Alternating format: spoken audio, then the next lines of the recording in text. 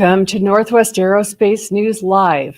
I'm Jennifer Ferrero, a writer for the magazine and your host. In today's episode, we are talking with Nikki Malcom of PNAA.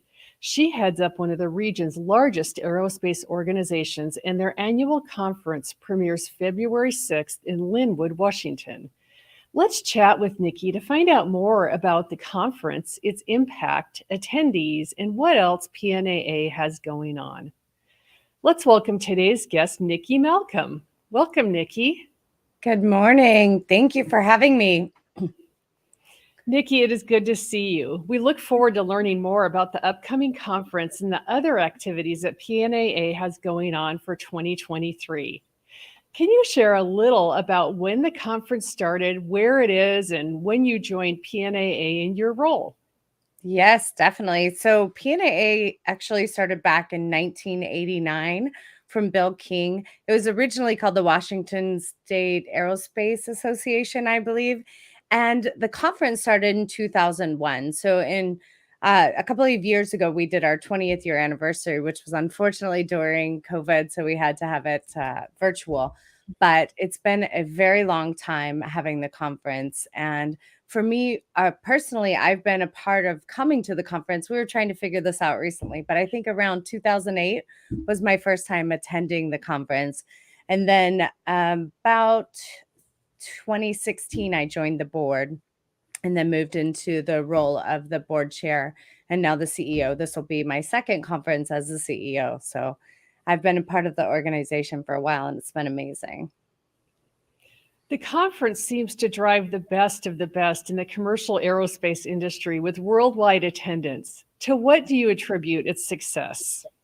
Yeah. So, I mean, first and foremost, I would have to say our team. We have a team of people that have been with the organization through most of that history, and they have worked so hard to make sure that the conference goes and runs smoothly. So, I would attribute a big part of the success to that. And our board is really well connected in the industry. We have a great board of 18 members, and really the length of time that we've been having the conference really has allowed it to be the most successful. We have had delegations from all over the globe. This year, we're going to welcome a really large delegation from Germany, and we have a delegation that comes down from Canada. So the global reach of the conference, in addition to the fact that we have some of the best analysts in the business with Richard Abalafia and Kevin Michaels that come and join the conference. And actually, Richard has been at every single conference since the beginning, which was at from what I understand, a ski lodge in Oregon is the original location of the conference. And he's been at every single one, and he's such a great supporter. And all of that together has just made for a great recipe to keep this conference that, from what we hear from people, is such a great one to attend. Yes, it seems like you always have great speakers and great topics, so it is a lot of fun. Do you have a good success story about aerospace suppliers or OEMs who met at PNA and formed a strong relationship? Yes, absolutely. And there's so many. And this is a note for everyone out there. If you have more, please tell me, because there's nothing more exciting for me than to hear about relationships that have developed and projects that came out of it. I know Sean Hosford from Alger and Riddle, she very often tells people through our B2B meetings, she met with Gulfstream and has developed a really great relationship with them over the years and is always trying to connect other people through that relationship as well. And I do know that there's another person in our ecosystem, another company in our ecosystem that's working on winning some Airbus work that they got connected through our B2B meeting. So I know that with everyone so engaged in the community, there's always opportunity to build new partnerships and connections. And I expect that to be even more this year. Well, PNAA does its big event in February each year, but tell me about the other activities of PNAA throughout the rest of the year. Thank you for asking. So our next event that we have will be in April, and that's with our great partners, PNDC. We do the Aerospace Defense Conference, a joint conference with them. And one of my favorite events is in May, and that's a Women in Aerospace event. And I'm very excited for the first time publicly to tell you what the theme will be for the Women in Aerospace conference. It's our 10th year anniversary this year. So our conference theme is Power of the Past, Force of the Future. We're really excited to build an agenda around that, really honoring the women that pioneered the industry into what our future is going to look like in the industry. So in addition to that, we have our tech conference that will be in October that we're hoping to bring all the technology that can help the manufacturers innovate their factory floor into one place. They can walk that and find ways to improve their productivity, first-time quality, things like that. It'll be a new event for us, so we're very excited. Now, do you have any hints to the trends and insights that we might see at this year's event?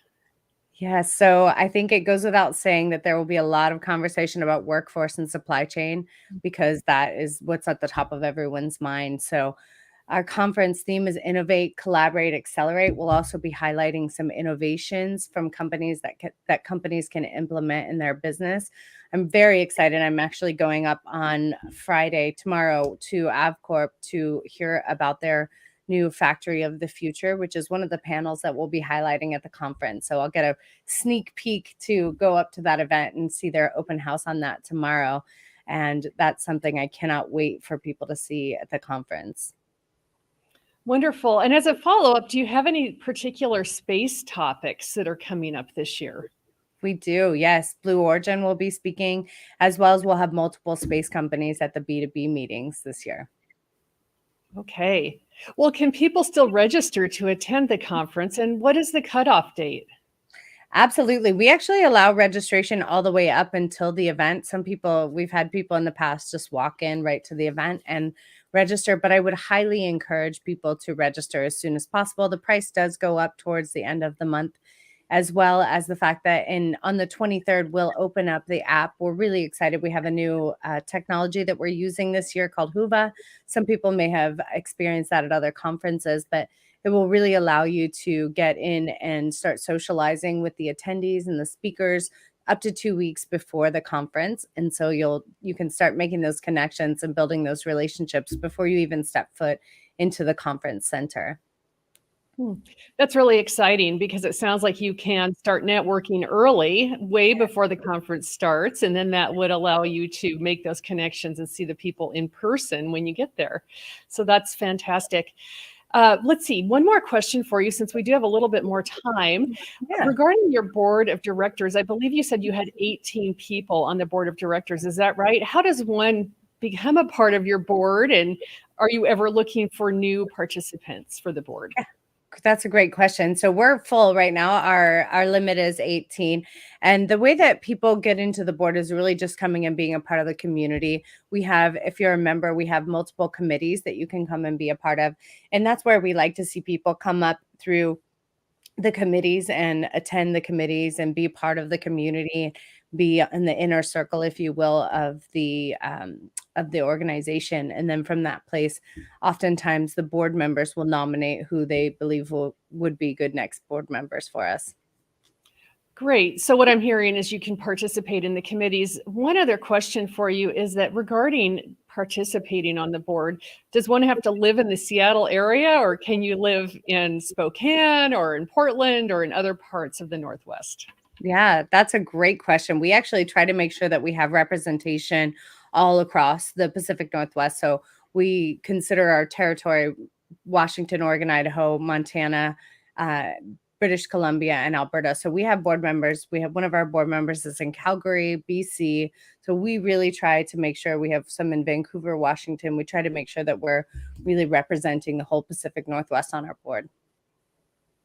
Well, Nikki, thank you so much for joining us on the show today. Thank you for having me. Now, if you're interested in attending the PNAA conference or learning more about the organization, go to pnaa.net and you can register there and learn more about what they're doing.